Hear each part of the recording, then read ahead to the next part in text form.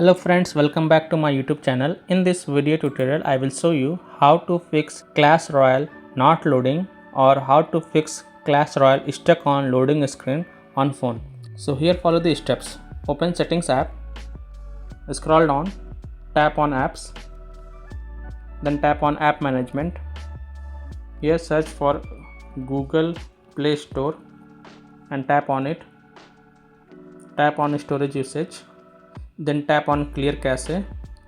Now go back. Here search for Google Play Services. Tap on it. Tap on Storage Usage. Then tap on Clear Cache. Go back.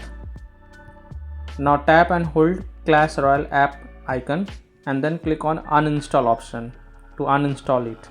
Confirm it. Now open Play Store. Now search for Clash Royale and then tap on Install button. And once the installation of Clash Royale has been done, you can click on play button and you can check that Clash Royale not loading or stuck on loading screen problem has been fixed or not. So that's all for this video. If this video helped you, then please like and subscribe to my channel, share this video and hit the bell icon to get the latest updates. Thank you.